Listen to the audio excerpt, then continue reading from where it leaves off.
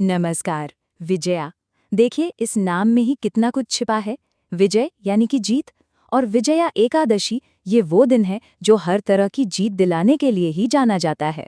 हम सब अपनी अपनी जिंदगी में न जाने कितनी लड़ाइयां लड़ते हैं, है ना। कभी मुश्किलों पर जीत पानी होती है, कभी निराशा पर, कभी अपने लक्ष्य को हासिल करने की एक जंग होती है। तो सवाल ये उठता है कि जिंदगी के इन युद्धों में, इन लड़ाइयों में विजय कैसे पाई जाए। तो देखिए, हमारे शास्त्रों के अनुसार इसका एक बहुत ही शक्तिशाली उत्तर है फाल्गुन महीने के कृष्ण पक्ष में आने वाली विजया एकादशी।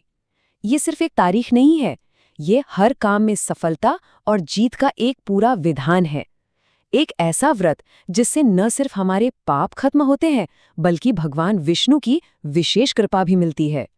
चलिए, इस एकादशी के महत्व को और गहराई से समझने के लिए सीधे चलते हैं त्रेता युग में और जानते हैं इसकी मूल कथा, जो खुद भगवान श्री राम के जीवन के एक बहुत ही मुश्किल मोड़ से जुड़ी हुई है। सोचिए जरा, उस वक्त हालात कितने गंभीर थे। माता सीता का हरण हो चुका था।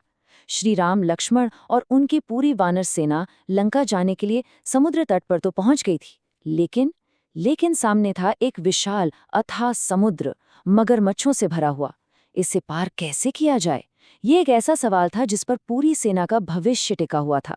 इसी मुश्किल घड़ी में लक्ष्मण जी को याद आया कि पास के ही एक द्वीप पर एक परम ज्ञानी ऋषि रहते हैं, वगदाल्यभ्य ऋषि। फिर क्या था, श्री राम तुरंत उनके आश्रम पहुंचे और उन्हें अपनी सारी समस्या बताई। तब ऋषि ने विजय का एक अचूक रास्ता बताया, विजया एकादशी का व्रत। उन्होंने पूरी विधि समझाई। दशमी के दिन एक पवित्र कलश की स्थापना करनी है, फिर उस पर भगवान विष्णु की एक सोने की मूर्ति रखनी है जो हमारे लक्ष्य का प्रतीक है। एकादशी के दिन पूरी श्रद्धा से धूप दीप से पूजा करनी है और सबसे जरूरी, रात भर जागरण करना है। ये हमारे अटूट संकल्प को दिखाता है। और आखिर में द्वादशी को वो कलश किसी ब्राह्मण को दान कर देना है। और श्री राम ने अपने सेनापतियों के साथ बिल्कुल वैसा ही किया।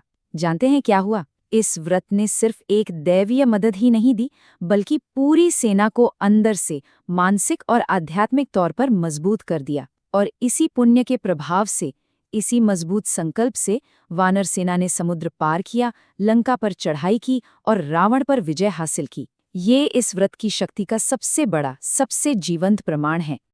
लेकिन देखिए, जीत से बाहरी दुश्मनों पर नहीं होती। असली शक्ति तो भक्ति में है, जो हर मुश्किल से, हर संकट से हमारी रक्षा करती है। चलिए, अब राजा अम्बरीश की कहानी से समझते हैं कि एक भक्त की रक्षा के लिए भगवान खुद कैसे आगे आते हैं। राजा अम्बरीश, वो पूरी पृथ्वी के सम्राट थे, लेकिन उन्हें अपनी दौलत, अपने ऐश्वर्य से कोई लेना देना नहीं था। उनका मन तो बस श्री कृष्ण के चरणों में लगा रहता था। उनकी जुबान पर हमेशा हरि का गुणगान और उनके हाथ हमेशा भगवान की सेवा में लगे रहते थे। वो सही मायनों में एक आदर्श भक्त थे। एक बार की बात है, राजा अम्बरीश पूरे साल भर की एकादशियों का व्रत पूरा करके उसे तोड़ने ही वाले थे, जिसे पारण कहते हैं। ठीक उसी वक्त, ठीक उसी पल वहां ऋषि दुर्वासा आ पहुंचे, जो अपने गुस्से के लिए जाने जाते थे। राजा ने उनका बहुत आदर सत्कार किया और उन्हें भोजन के लिए न्योता दिया। अब हुआ ये कि ऋषि स्नान करने गए और लौटे ही नहीं, और इधर व्रत तोड़ने का शुभ मुहूर्त निकला जा रहा था। अब राजा अम्बरीश एक और धर्म संकट में फंस गए। अगर वो व्रत तोड़ते हैं तो अतिथि ऋषि का अपमान हो जाएगा, और अगर वो इंतजार करते हैं तो उनके साल भर की तपस्या, उनका व्रत टूट जाएगा। एक तरफ अतिथि धर्म, दूसरी तरफ व्रत धर्म, करें तो क्या करें? तब वहां मौजूद विद्वान ब्राह्मणों ने एक बहुत ही सुंदर रास्ता सुझाया। उन्होंने कहा कि सिर्फ एक बूंद चरणामृत पीने से व्रत का पारण भी हो जाएगा, और क्योंकि आपने भोजन नहीं किया तो ऋषि का अपमान भी नहीं होगा। राजा ने ऐसा ही किया। लेकिन जैसे ही दुर्वासा ऋषि लौटे, उन्हें लगा कि ये उनका अपमान है। वो गुस्से से आग बबूला हो गए और उन्होंने अपनी जटा से कृत्या नाम की एक अग्नि राक्षसी को पैदा किया और उसे राजा को मारने का आदेश दिया। राजा अम्बरीश शांत खड़े रहे, हाथ जोड़े हुए, पर भगवान अपने भक्त का अपमान भला कैसे सह सकते थे। उसी पल भगवान विष्णु का सुदर्शन चक्र प्रकट हुआ। उसने एक झटके में कृत्या को भस्म कर दिया और फिर खुद दुर्वासा ऋषि के पीछे पड़ गया। ऋषि अपनी जान बचाने के लिए तीनों लोकों में भागे, पर कहीं शरण नहीं मिली। आखिर में उन्हें वापस आकर राजा अम्बरीश के पैरों में गिरकर ही माफी मांगनी पड़ी। ये कहानी हमें दिखाती है कि भक्ति की शक्ति कितनी बड़ी है, तपस्या की शक्ति से भी कहीं ज्यादा। यहाँ भगवान विष्णु खुद कहते हैं कि वो अपना अपमान तो शायद सह लें, पर अपने भक्त का अपमान कभी नहीं सह सकते। तो ये सब सुनकर मन में ये सवाल उठता है कि आखिर ये एकादशी है क्या? ये सिर्फ कोई दिन या तिथि है या कुछ और? तो चलिए अब जानते हैं एकादशी माता के प्रकट होने की कहानी। सतयुग के समय में मूर नाम का एक बहुत ही ताकतवर राक्षस था।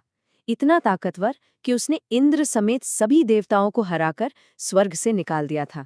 सारे देवता डरकर पृथ्वी पर भटक रहे थे। तब देवताओं की रक्षा के लिए खुद भगवान विष्णु ने उस राक्षस से युद्ध शुरू किया। और ये युद्ध कोई 1-2 दिन नहीं, बल्कि हजारों सालों तक चलता रहा, पर वो राक्षस हार ही नहीं रहा था। थककर भगवान विष्णु आराम करने के लिए एक गुफा में चले गए। वो राक्षस भी भगवान का पीछा करते करते वहां पहुंच गया, और जैसे ही उसने सोते हुए भगवान पर हमला करने की कोशिश की, तभी भगवान विष्णु के शरीर से एक दिव्य चमचमाते हुई देवी प्रकट हुई। उन्होंने उस राक्षस को ललकारा और एक ही पल में उसका सिर काट दिया।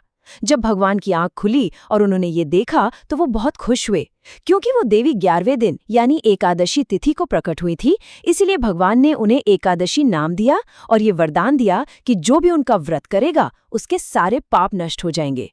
तो देखिए, श्री राम की कहानी, राजा अम्बरीश का जीवन और एकादशी माता का प्राकट्य, ये सारी कहानियां हमें एक ही जगह पर लाकर खड़ा करती हैं, विश्वास की शक्ति पर, आस्था के सार पर। विजया एकादशी का व्रत सिर्फ दुश्मनों पर जीत ही नहीं दिलाता, बल्कि इसके बारे में सुनने या पढ़ने से ही वाजपेय यज्ञ के बराबर पुण्य मिलता है। ये एक बहुत बड़ा वैदिक यज्ञ होता था जो सिर्फ सम्राट ही कर पाते थे। ये व्रत हमारे पापों को खत्म करता है, भगवान की कृपा दिलाता है और आखिर में मोक्ष का रास्ता भी खोलता है। तो इसका असली संदेश क्या है? असली संदेश ये है कि सच्ची जीत हथियारों से या बाहरी ताकत से नहीं मिलती।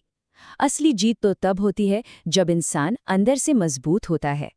और ये व्रत उसी अंदर की शक्ति को, उसी श्रद्धा और सच्ची भक्ति को जगाने का एक माध्यम है, जैसा कि श्री राम और राजा अम्बरीश ने हमें करके दिखाया। और अंत में बस यही एक बात याद रखने वाली है कि जहाँ सच्ची आस्था होती है, जहाँ सच्चा विश्वास होता है, वहाँ नामुमकिन भी मुमकिन हो जाता है। चाहे फिर वो विशाल समुद्र को पार करना हो या किसी अजय शत्रु पर विजय पाना।